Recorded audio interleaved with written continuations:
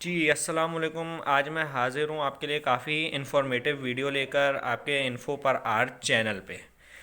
तो आज मैं इस वीडियो में आपको एक जो स्कीम गवर्नमेंट की तरफ से आई हुई है इसके मुतालिक आपको मैं आगाह करूँगा, जो कि है नया पाकिस्तान हाउसिंग प्रोग्राम के नाम से जो स्कीम आई हुई है, जो कि एग्जिस्टिंग हुकूमत गवर्नमेंट ने हमारी हुकूमत पाकिस्तान ने लॉन्च की है, जिसमें कि वो बता रहे हैं ये कि गरीबों के लिए घर की सहूलियात फराम की जाएगी। जो लोगों के पास इतनी सहूलियात, इतनी वसाइल मौजूद नहीं है कि वो घर ख़रीद सके, तो उसके लिए कौन कौन एलिजिबल है, कौन इसको मतलब इसके लिए आगे जाके ये स्कीम में ले सकता है। तो इसके लिए जो पहली स्लाइड तैयार की है मैंने आपके लिए, तो इसमें क्या लिखा है, this scheme is provided by the existing federal government by Imran Khan. ये स्कीम जो प्रपोज की गई है, दी गई है, तो ये इमरान खान साहब ने, प्राइम मिनिस्टर इमरान खान साहब ने ये स्कीम को लॉन्च किया है। अब इसमें क्या है, इस स्कीम में तीन कैटेगरीज हैं। There are three types of categories in this scheme given below.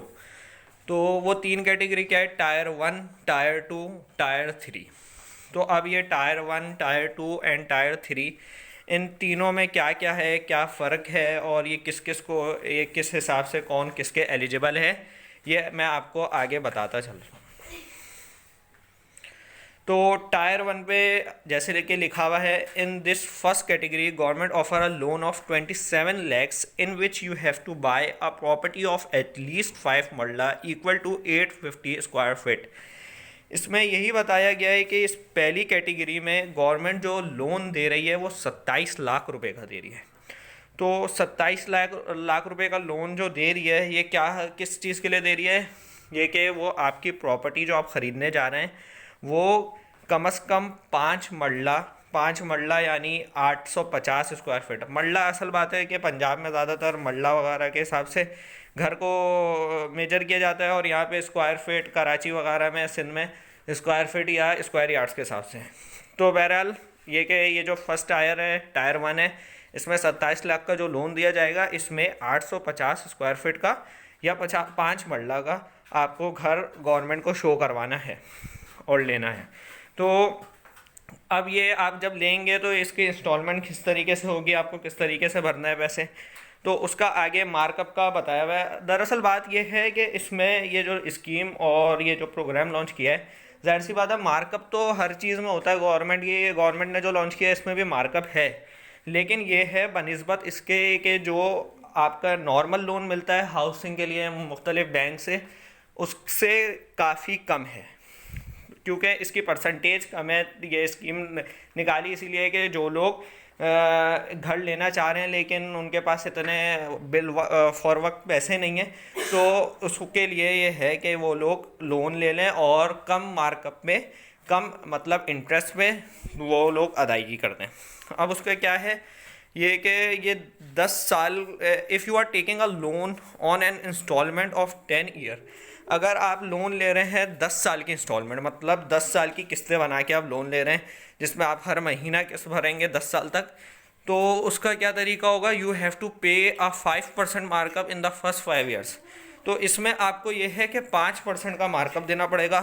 Total loan पे 5% का मार्कअप जो देना पड़ेगा शुरू के 5 सालों तक, मतलब आपको 5% बढ़ा के देने पड़ेंगे। और अगला क्या है, and 7% markup in the next 5 years. और आखिरी जो आपके आखिरी 5 साल रह जाएंगे, क्योंकि टोटल लोन 10 साल का था, तो आखिरी 5 साल में आपको मार्कअप 7% का देना पड़ेगा। तो इस तरीके से आपका एक अपना घर हो जाएगा। थोड़ा सा मार्कअप देने के बाद आपको इस दौर पे जब पैसा मिलेगा, तो फिर ये है ये कि इस दौर में और आगे आने वाले 10 साल के बाद दौर में तो काफ़ी घर में फ़र्क आ चुका होगा, तो घर के रेट में फ़र्क आ चुका होगा। तो उससे ये फ़ायदे कि अभी जो घर बन जाएगा वो उतने ही पैसों में उस वक्त में 10 साल के बाद आपका कभी भी नहीं बन सकता। तो ये है कि जो लोग अभी ले लेंगे वो फ़ायदे में रहेंगे 10 साल के बाद। बहरहाल अब टायर टू में क्या है, टायर टू में ये है, in this category government provide a loan of 30 lakhs in which you have to buy a property of at least 5 marla equal to 850 square feet. इसमें भी वही है कि बस फ़र्क इतना है कि गवर्नमेंट जो है लोन जो इसमें देगी टायर टू में वो 30 लाख रुपए का देगी। तो 30 लाख रुपए का देगी, लेकिन आपके लिए वो रिस्ट्रिक्शंस जो रखी हैं आपके लिए, आपको जो पाबंद किया गया है वो यही किया गया है कि 5 मरला और 850 स्क्वायर फीट आपको शो करना और लेना लाजमी है। तो अब बात आ जाती है और 30 लाख देगी इस टायर टू में, और टायर वन में 27 लाख रुपए दे दी थी। अब दूसरा पॉइंट क्या, if you are taking a loan on an installment of 10 years, so you have to pay 5% markup in first 5 years and 7% markup in next 5 years. तो फिर ये भी एग्जैक्ट वही वाला पॉइंट है टायर वन जैसा, ये कि आपको शुरू के 5 साल में आपको 5% का मार्कअप देना है, और अगले 5 साल में आपको 7% का मार्कअप देना है। तो बहुत से लोग सोच रहे होते हैं कि टायर वन और टायर टू में फिर फ़र्क ही क्या रह गया। तो फ़र्क ये है कि लोन का थोड़ा सा फ़र्क है, उसमें 27 लाख को मिल रहे हैं और इसमें टायर वन में 27 मिल रहे हैं और टायर टू में 30 लाख मिल रहे हैं। लेकिन डिफरेंस ये जो आ रहा है किस वजह से आ रहा है, ये इस वजह से नहीं आ रहा है कि किसी को भी उठा के 27 लाख या किसी को भी उठा के 30 लाख दे देंगे। ये असल बात है, बहुत से इसमें फैक्टर्स इन्वॉल्व हैं, मतलब बहुत सी चीज़ें हैं। बैंक वाले, स्टेट बैंक वाले आपसे मांगेंगे, डॉक्यूमेंट्स मांगेंगे, और उसी बेस पे आपको देखेंगे कि आप किस कैटेगरी में फॉल करते हैं, मतलब टायर वन पे, टायर टू पे या टायर थ्री पे। तो उसमें जैसे आपके घर का बिल, आपके ऑफिस की सैलरी स्लिप और भी बहुत सी चीज़ें होंगी जो देखेंगे, और आपको किस तरह का घर चाहिए, कितना लोन चाहिए, वो हर चीज़ देख के आप जिस कैटेगरी में फॉल कर रहे होंगे उस हिसाब से गवर्नमेंट आपको लोन ऑफर करेगी। सही है। तो अब आते हैं टायर थ्री पे। अब टायर थ्री में क्या है, in this category government offer a loan of 50 lakhs in which you have to buy a property of at least 10 marla. अब ये टायर थ्री में क्या है, ये कि गवर्नमेंट ऑफर कर रही है 50 लाख रुपए का लोन, 50 लाख रुपए का कर्ज, जो कि आपको जिस पे प्रॉपर्टी को शो करवाना है, प्रॉपर्टी लेनी है, वो कम अज़ कम 10 मरला या तो 1100 स्क्वायर फीट की लेनी है, शो करवानी है, तभी आपके लिए वो 50 लाख का लोन अप्रूव करेंगे। और इसमें ज़रा मार्कअप का भी थोड़ा सा चेंज है, क्योंकि जाहिर सी बात है ये थोड़ा सा उससे ऊपर के लोग जो अच्छी इनकम जिनकी होगी वही 50 लाख रुपए का लोन लेंगे। तो उसके लिए मार्कअप का भी शेड्यूल इन्होंने थोड़ा सा चेंज किया है पिछले टायर वन और टायर टू के लिहाज से।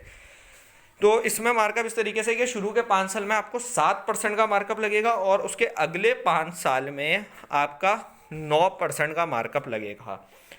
तो मैं आपको फिर से बताता चलूँ ये कि जैसे कि कराची और लाहौर जैसे बड़े शहरों में घर बनाना बहुत मुश्किल हो गया है एक नॉर्मल तबके के लिए, एक नॉर्मल बंदे के लिए।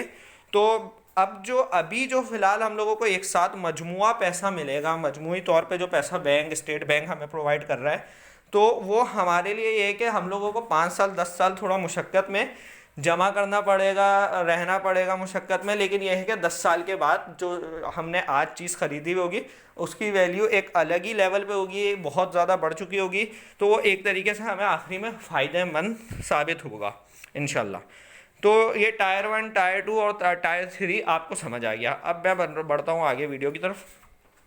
ये मैंने आगे बताया हुआ है आपको, ये कि बैंक का किस तरीके का प्रोसीजर है, आपको एक मैंने उस पर समझा दिए, आप देखें ये भी। अब है ये कि आपको कौन कौन से डॉक्यूमेंट्स रिक्वायर्ड हैं। जाहिर सी बात है कि गवर्नमेंट आपको लोन दे रही है, बैंक आपको लोन दे रहा है, तो उसमें आपको बहुत से डॉक्यूमेंट्स रिक्वायर्ड हैं। तो इसमें यही है कि सबसे पहले तो मैन और वुमेन, मतलब लड़का लड़की दोनों इस लोन के लिए अप्लाई कर सकते हैं। अब वो क्या है, दूसरी बात ये कि कौन लड़का और कौन लड़की और कौन शहरी अप्लाई कर सकता है इसके लिए। तो उसके लिए ये है कि सबसे पहले आपके पास NIC, आपका नेशनल आइडेंटिटी कार्ड होना लाजमी है। उसके बाद दूसरी चीज़ क्या है, दूसरी इन लोगों ने क्या लगाया, फर्स्ट टाइम होम ओनर, मतलब ये कि आप जो ओनर बनोगे जिस घर के, जिसके लिए आप लोन ले रहे हो, वो आपका पहली बार किसी भी घर का या फ्लैट या किसी भी ज़मीन का पहली बार ओनर बन रहे हो। ना आप पहले ओनर बने हो, ना अभी आपके नाम पे कोई भी घर हो, क्योंकि ये स्कीम जैसे गवर्नमेंट ने पहले भी बताया और बहुत जगह पे स्टेटमेंट में लिखा गया है ये कि ये स्कीम उन लोगों के लिए है जो लोगों को ज़रूरत है, जिन लोगों के पास पहले घर नहीं है। तो इसीलिए फर्स्ट टाइम होम होना मतलब पहली बार आप खरीद रहे हो घर और आपके यहाँ पे और कोई प्रॉपर्टी ना हो, और मुख्तलिफ पर्पज़ के लिए भी दे रही है लोन, जो कि मैं अपनी आगे की वीडियोस में बताता रहूँगा आपको। आपको कोई प्रॉब्लम अगर समझ नहीं आ रही हो इसमें तो आप कमेंट सेक्शन में बता भी सकते हैं या किसी भी तरीके से मुझसे रब्ता कर सकते हैं।